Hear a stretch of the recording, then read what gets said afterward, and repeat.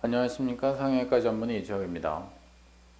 자, 오늘은 가슴 재수술에서 제가 많이 사용하는 테크닉, 기술적인 방법에 대해서 주로 한번 영상상으로 한번 말씀드리고자 합니다.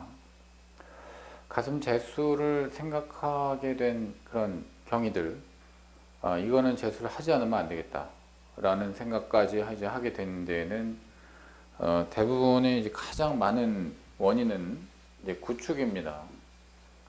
예, 누구나 재수를 생각하시는 분들이나 뭐 의사 선생님들도 전부 결국은 실리콘 보형물을 써서 수술을 한 경우에는 이 구축이라는 문제를 완벽하게 피하기가 되게 어렵기 때문에 요것 때문에 재수술까지 오게 되는 경우들이 사실은 가장 많다고 봐야 돼요. 자, 그 다음은 뭐냐? 자, 위치 이동 또는 회전 같은 것입니다. 위치 이동은 결국은 뭐냐면은 원래 가슴의 형태에 맞게 보형물이 위치가 이제 있어줘야 되는데 보형물의 위치는 그 무게 중심이 이 유두하고 거의 맞아 있어야 돼요. 아니면은 조금 더 이제 아래쪽으로 가 있든가 이제 그렇게 돼야 되는데 보형물의 위치가 처음에 수술할 그 당시에는 맞는 것 같다, 예, 괜찮다, 다 좋게 이렇게 느꼈었는데 시간이 몇 달, 뭐 1년 막 이렇게 지나가면서 얘네들이 어느 한쪽으로 움직이는 경우가 생길 수가 있어요. 아래쪽으로 넘어가는 경우에는 바트밍 아웃, 밑빠짐이라고 하고, 위쪽으로 가버리는 경우에는 이제 윗볼록이 생겼다고 얘기를 하죠. 안쪽으로 밀려 들어가는 경우는 대체로 오목가슴에서 흔하고, 반대로 새가슴에서는 바깥쪽으로 밀려버립니다. 자, 이렇게 보형물의 위치가 수술하고 난 다음에 어딘가로 이제 움직이는, 이제 영어로 말 포지션이라고 하는데, 위치 이동 현상이 이제 생길 수가 있어요. 자, 요것 때문에 재수술까지 가는 경우들이 구축 다음으로 있습니다. 또는 회전도, 이거 회전은 사실 X, Y, Z 축에서 모두 회전할 수가 있는데, 보통은 이제 Z 축에서의 회전을 얘기를 해요. 자, 이렇게 돌아가는 거, 시계 방향 또는 시계 반대 방향 이렇게. 그게 문제가 되는 거는 원반 타입의 라운드 보형물에서는 문제가 안 되고, 대부분 물방울 보형물에서 문제가 되겠죠. 그럼 모양의 변형이 오니까. 자, 그 다음에 세 번째는 사이즈의 변경을 원해서 재수를 하는 경우들이 있어요. 사이즈의 변경은 내가 너무 작게 들어간 것 같아, 좀 크게 해줬으면 좋겠어. 또는 그 반대의 경우, 너무 크게 들어간 것 같으니까 좀 작게 하는 게 나한테 어울릴 것 같아. 자, 이런 어떤 생각의 변화가 생긴 경우에, 또는 양쪽의 비대칭 때문에 어느 한쪽의 사이즈를 낮추거나 높이는, 자, 그런 이유로 재수를 하는 경우들이 있을 수 있습니다. 자, 어떤 경우이든 간에 가슴 재수술에서 가장 중요한 핵심 사항은 피막을 어떻게 처리하느냐입니다. 보형물은 실리콘이 대부분이기 때문에, 실리콘이라고 하는 거는 늘 말씀드렸지만은 몸속에 들어가면은 그걸 빼내는 게 가장 쉬운, 가장 용이한 보형물이에요. 그냥 쑥 빠져버려요, 대부분. 아무리 텍스처링이 자잘하게 또는 거칠게 되어 있다고 하더라도, 스무스건 매크로 텍스처건 마이크로 텍스처건 간에 재수를 하겠다고 열고 들어가 보면은 실리콘 보형물은 아주 쉽게 빠져나옵니다. 자, 그건 되게 쉬운데, 자, 피막을 어떻게 할 것이냐. 거기서부터는 쉽지를 않아요. 자, 구축 피막은 그거는 냅두면 안 돼. 상식적으로도 그거는 냅두면 안 되겠죠. 굉장히 어그레시브하게 공격적으로 쪼여 들어오는 아주 단단하고 두꺼운 그런 피막을 가지고 있습니다. 이제 고도의 구축에서. 자, 그런 그 피막 자체가, 보형물은 사실은 별로 죄가 없어요. 그 피막이 결국은 구축이라고 하는 현상, 가슴을 딱딱하게 만드는 현상이 주범이기 때문에 요거를 제거를 하지 않고도 재수를 한다고 하는 거는 누가 생각해도 의미가 없죠.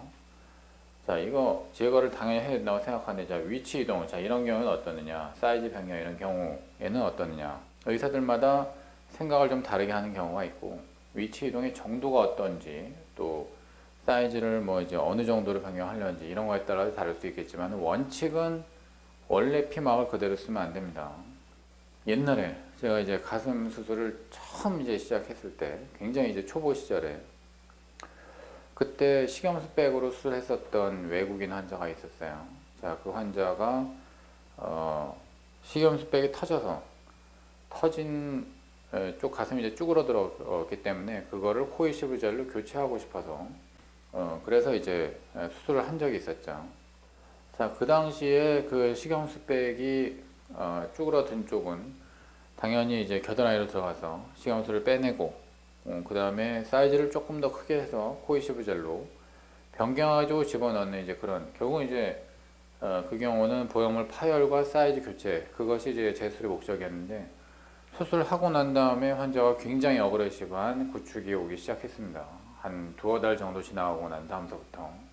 자, 그 구축이 아주 심해서 사실은 어떻게 할 방법이 없었고, 다시 수술 들어가가지고서는 구축 피막을 걷어내는 이제 그런 수술을 하게 됐었는데, 위치 이동이나 사이즈 변경 등의 문제로 인해서 보형물 파열도 또 하나의 문제겠지만, 올해 재수를 한다고 했을 때 그 재수술에서 보형물만 쏙 빼서 왔다 갔다 하면은 그거는 사실은 또 다른 새로운 문제가 생길 수 있는 어떤 그 여지를 남겨놓고 나왔다고 할 수가 있어요. 그 얘기는 뭐냐면은 원래 있었던 피막은 그 문제가 생겼었던 그런 이유를 가지고 있는 거예요.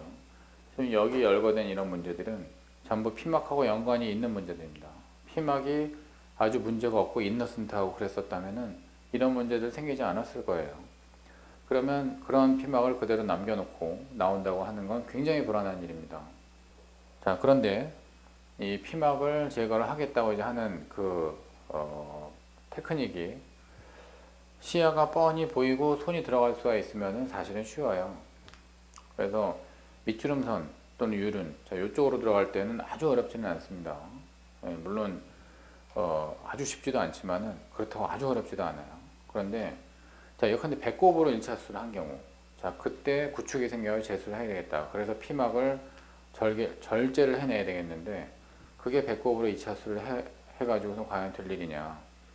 사실상 불가능하다고 봐야 돼요. 물론 그때도 내시경을 쓸 수 있지만은 굉장히 어렵습니다. 그래서 물론 배꼽으로 할 때는 거의 다 식염수백이지만은 그런 경우에 2차 수술을 한다 그러면은 다른 쪽을, 유륜이나 밑주름선 이런 쪽을 갖다 다시 여는 거를 권해드리고요. 겨드랑이 쪽으로 1차 수술이 됐는데 예컨대 구축이 왔다. 이제 그런 경우에 2차 수술도 겨드랑이를 꼭 하고 싶다. 자, 이런 경우 가능하죠. 근데 다른 데를 여는 것보다는 훨씬 더 어려워집니다, 수술이. 그 다음에 시간도 상당히 길어져요. 어떤 점 때문에 그러느냐, 대흉근이 이제 이렇게 있고, 우리나라 사람들 마른 사람들이 되게 많기 때문에 대부분 보형물이 대흉근 아래쪽으로 들어가 있어요. 그러면 이 보형물의 위쪽, 즉 피막의 위쪽 부분은 대흉근 아래쪽과 맞닿아 있고, 피막의 아래쪽 부분은 갈비뼈가 붙어 있습니다. 그러면 이 근육 쪽으로 갖다 뛰는 것도 물론 테크니컬하게 어렵지만은 어쨌든 이거 열심히 뛰었다고 이제 봐요. 그런데 자, 이 바닥 쪽을 갖다 이제 또 뛰겠다고 하면은 자, 뼈 자체도 출혈을 합니다. 뼈에서 나는 출혈량도 무시할 수가 없고, 뼈를 자꾸만 쳐야 돼요. 그 트라우마를 줘야 돼요. 거기서 통증이 생기고 굉장한 불편감이 또 이제 생길 수가 있어요. 따라서 자, 이 피막을 갖다가 주로 내시경으로 수술하는 경우에 다 걷어내가 너무 힘들어서, 자, 이거를 전체적으로 다 절제하지 말고 부분적으로만 절제를 하고 이제 끝내버리는 이제 그런 경우들도 상당히 많이 있어요. 많은 선생님들이 그렇게 하고 있어요. 그래서 제가 생각한 방법은 이제 네오플레인이라고 하는 방법인데, 자, 보형물에 들어간 원래 피막이 이렇게 있고, 자, 보형물은 끄집어낼 거 아니에요.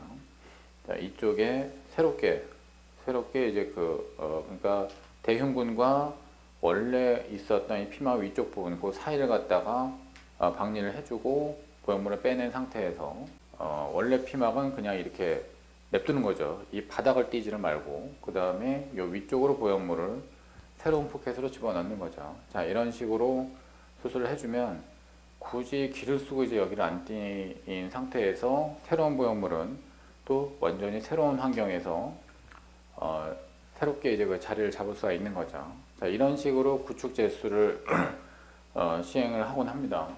그래서 뭐 네오플레인이라고 이제 얘기를 하기도 하고, 결국은 가슴 재수술에서의 어떤 가장 키포인트는 예전 환경은 안 된다.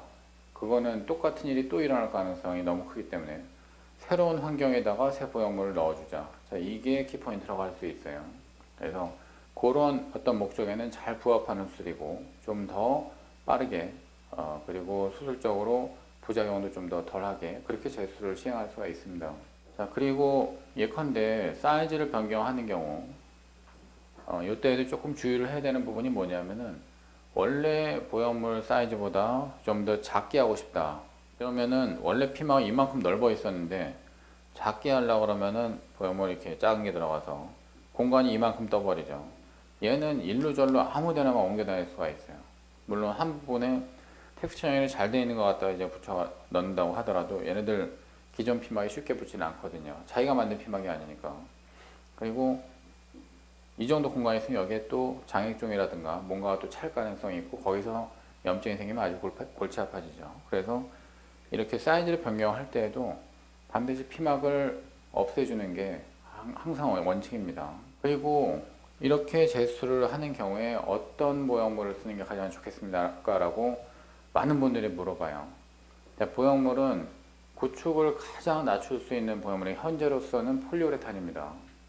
마이크로탄이라고 이제 우리나라에 이제 폴리텍 제품이 수입되고 있으니까 자, 구축 나는 이거는 정말 지긋지긋하고 제수라고 난 다음에 도저히 절대로 요거는 좀 안 생겼으면 좋겠다. 자, 이렇게 생각하시는 분들은 마이크로탄 보형물을 한번 추천해 볼 만해요. 그거는 실제로 구축이 줄어요. 그리고 폴리우레탄이 마이크로탄이 구축이 실제로 줄는 이유는 조직이 자라 들어와서 피막이 그 상태에서 생기기 때문에 피막이 굉장히 좀 잘 드러나고 나일론처럼 뻑뻑하지 않고 단단해지지 않는 겁니다. 그래서 구축이 잘 안 오는 거고요. 그 다음에 위치 이동이나 회전도 일어날 턱이 없어요. 이건 진짜로. 왜냐면은 폴리우레탄은 주변 살에 들어가자마자 붙어버려요.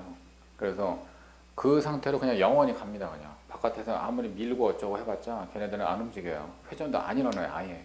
그래서 다시는 나 이런 일 안 일어났으면 좋겠어 라고 생각하시는 분들은 폴리우레탄 한번 생각해 보셔야 돼요.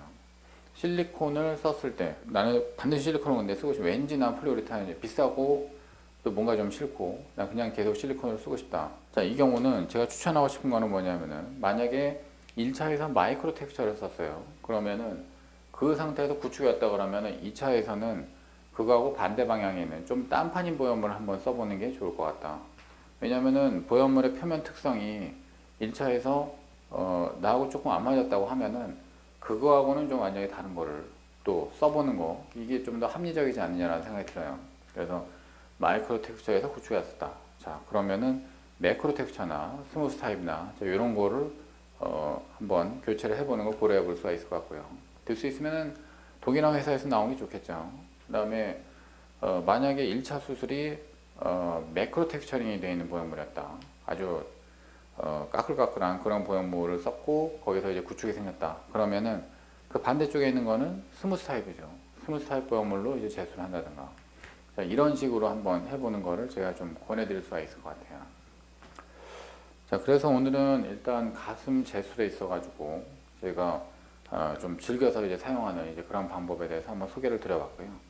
그 다음에 보형물을 갖다가 사용하는 데 있어서 구축이 생기는 거를 가장 많이 예방할 수 있는 보형물은 뭐냐?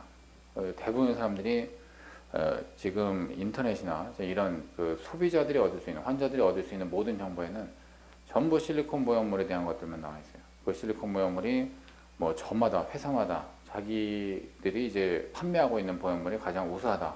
자기들이 판매하고 있는 보형물들이 가장 부작용이 적다. 이렇게 이야기들을 하고 있지만은 사실은 구축이라고 하는 문제에 있어가지고 요거를 다 피해갈 수 있는 보형물은 현재로서는 폴리우레탄밖에는 없어요. 실리콘 보형물들은 구축을 완벽히 피해가는 거는 사실은 지금 어렵습니다. 그리고 이제 위치 이동이나 회전과 같은 문제도 역시 마찬가지고요. 자, 오늘은 가슴 제술에 있어서 어떤 제가 생각하는 포인트들을 한번 찝어서 말씀드려봤습니다. 자, 들어주셔서 감사하고요. 고맙습니다.